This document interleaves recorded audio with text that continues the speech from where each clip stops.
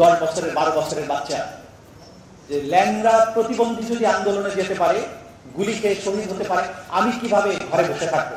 বেশি স্মার্ট না হয় তাহলে কিন্তু আপনি একসময় ইতিহাসের পাতা থেকে ক্রমশ হারিয়ে যাবেন।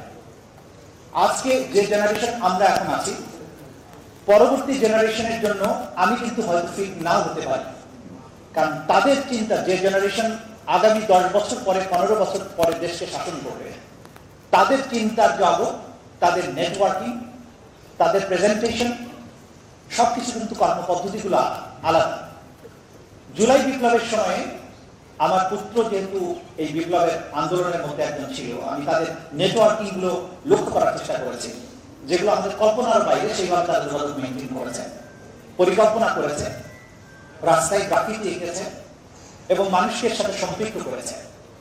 সেটা কিন্তু আমরা যদি আমাদের এই আজকে নয়াদিগন্তের কথা আমরা বলছি, তারা যদি এটাকে ধারণ করতে না পারে, 5 বছর পরে 10 বছর পরে হয়তো আপনারা ওই ইত্তেফাকের মতো অথবা পুরানো যে পত্রিকাগুলো ইতিহাসের পাতা থেকে মুছে গেছে ক্রমশ, সেরকম পর্যায়ে চলে যাবে। কিন্তু আপনি যদি প্রতিনিয়ত নিজেকে অভিযোজনের মাধ্যমে এই জেনারেশনের মাইন্ডসেটের সাথে, তাদের নেসেসিটির সাথে নিজেকে সম্পৃক্ত করতে পারেন, তাহলে আপনি দীর্ঘকাল বেঁচে থাকবেন, ঠিক আছে। বান্ডেল থাকলে প্রতি সেনমানিতে টাকা বাঁচবে। বিকাশ সেনমানি বান্ডেল কিনে জিতুন প্রতি লেনদেনে।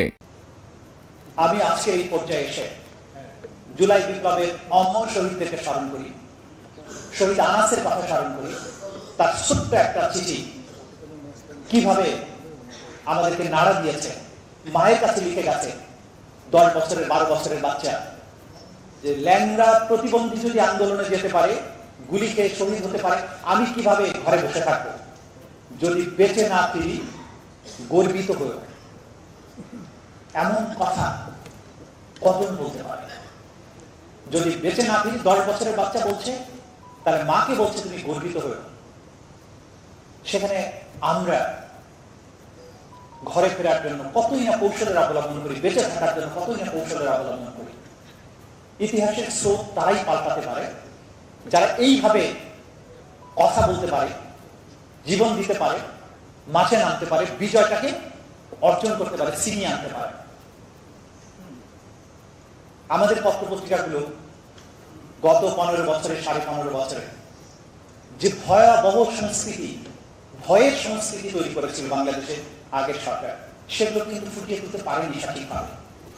কিন্তু এখনো আজকের এই মুক্ত বাংলাদেশে এই জিনিসগুলোকে তুলে আনার বিশাল দায়িত্ব রয়েছে। প্রত্যেকটি গুমের ঘটনার পেছনে একটা মহাকাব্যিক বেদনার কাহিনী রয়েছে। এক এক করে সেগুলো এক্সপ্লোর করতে হবে ফর আওয়ার ফিউচার জেনারেশন, যাতে কেউ কখনো এমন অবস্থা বাংলাদেশে সৃষ্টি করতে না পারে।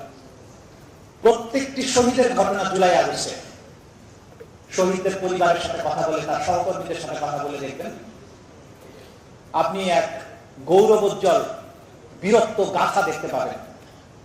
আমরা যদি তাদেরকে তুলে আনতে না পারি, তাহলে এই জেনারেশনের কথা কিন্তু আমরা বুঝতে পারবো না, এবং আগামীতে বাংলাদেশে নেতৃত্ব দেওয়ার, আগামীর বাংলাদেশে কোনো প্রাসঙ্গিক থাকার কোনো অধিকার কিন্তু আমাদের থাকে না। যে মহাবিপ্লব হয়েছে জুলাই এবং আগস্টে, ভেতর থেকে কি পরিবর্তন হয়েছে সেটা আমাদেরকে উপলব্ধি করতে হবে।